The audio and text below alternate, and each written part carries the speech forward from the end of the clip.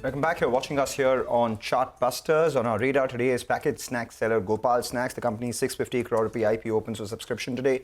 We do have with us Raj Bipinbhai Hadvani, who is the CEO of the company, joining in to discuss this further. Of course, the price band and all the other details up for you on the screen itself. Thanks a lot, Raj, for joining in. Slowly, we'll also get Mukesh, who is the CFO, Mukesh Kumar Shah, will join in for detailing some more numbers as well.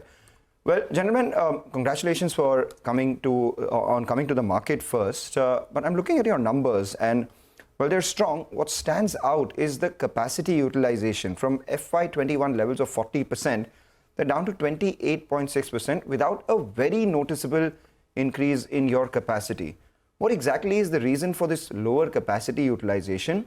What's the outlook on improvement, and what does peak utilization revenue look like for you?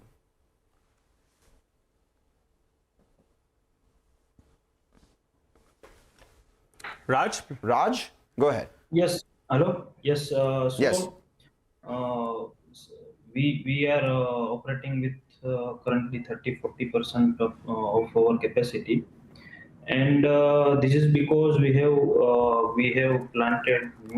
installed new plant in last couple of years. We have increased their capacity, and as we mentioned that we have our own manufacturing of the machine, so we can tweak a few machines and can increase their capacity. Secondly, we were giving 5 gram more compared to our competitors few years back, and raw material prices was also lower compared to current situation. So due to that, we have decreased grammage in our packet and match with the current market scenario, and that enables us to increase our capacity because each packet contains 25 grammage, where previously it was having 35 grammage. So because of the inflation and raw material increasing, we have decreased the grammage, and that results into increase in our capacity because our Okay. plant. Raj. Yes, Raj, we appreciate you joining in, Raj, and and giving us a brief outlook in terms of business. What we wanted to understand is, as of now, as you said, you're doing 30 to 40% capacity utilization levels, I believe. And if I annualize your numbers, you'll be in the vicinity of around 1,400 crores for the year. So at optimal levels, at peak capacity, is it fair to assume that you can do around 3,500 crores? Yes, we can reach that numbers, and we try to maintain that capacity as well. Yes. Okay. Let's also bring in Mukesh, who's the CFO of the company. Mukesh, I just wanted to understand a couple of things from you. I was looking at the DRHP, and one thing that stood out was in the related party transactions. In 2023 itself, you purchased raw materials from a related party or two related parties worth 213 crores. Gopal Agri Products Private Limited, there was purchase of raw material worth 170 crores, and Gopal Agri Bedi, purchase of raw materials was 44 crores. This wasn't there in the previous few years in the numbers that you've given. What explains this, and was this done at an arm's length? Yeah, Mangalam, this all transaction at arm length. Basically, these prices are regulated at AMC. We have license in both this subsidiary companies, both our group companies, where APMC gives a specific license to transact. So all the farmers, etc., who comes at APMC sells only to the license holders. So these two companies have license to buy the commodity from the farmers, which in turn they have sold it to us. So these all transactions are at arm's length, and we have, in addition to this, we have purchased with other vendors also. These are all at the same price. Okay. All right. Hi, sir. This is Nigel on this side, and good to have you in. So we got that. It's done at arm's length. The simple question would be, why don't you just merge it, bring it into your fold?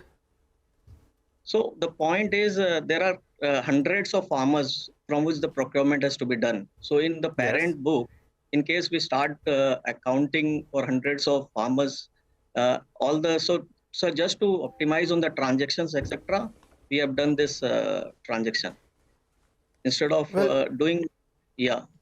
So what you can do is, you can keep those hundreds of farmers to transact with these two entities, and you just merge that entity into you, right? Won't it become simpler? The reason why me and Mangalam are asking you about this is because the stock market doesn't like too much of inter-party related transactions. So that's why we wanted your rationale. Yeah, we understand that.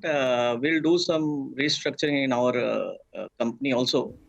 And subsequently, we have reduced the number of transactions and we started doing transactions directly with the vendors. So right, because what stood out, Mukesh, was that this wasn't there in the previous 2 years. It was there just in FY23.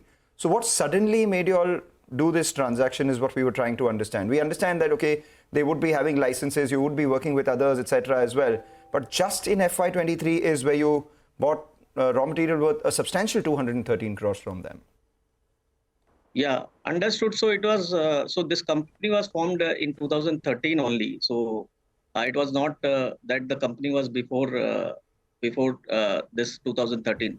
So this company is normally what we have done is if you see the objects of this IPO, we have taken a borrowing where the company has where the promoter has taken the borrowing for purchase of his brother's stake, and this company was formed to buy the stake of his brother. So you'll see the transaction only in this year.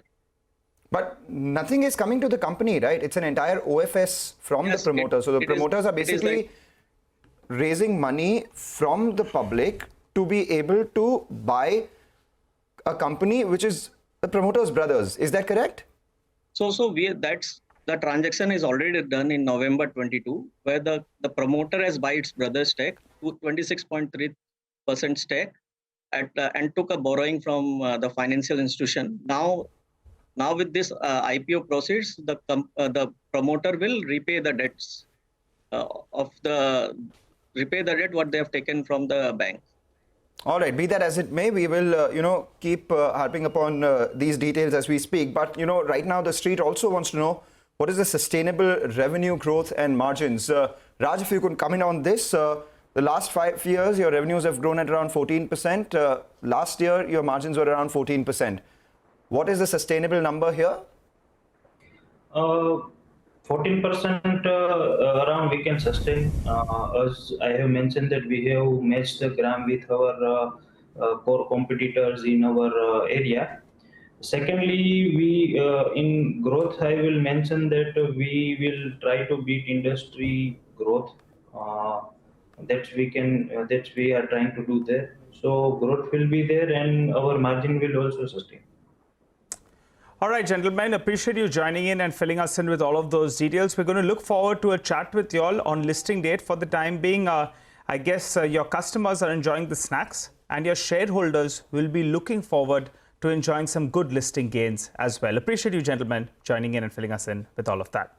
For the time being, though, we slip in a short break. You come back, we'll focus on a lot of stocks that are moving around.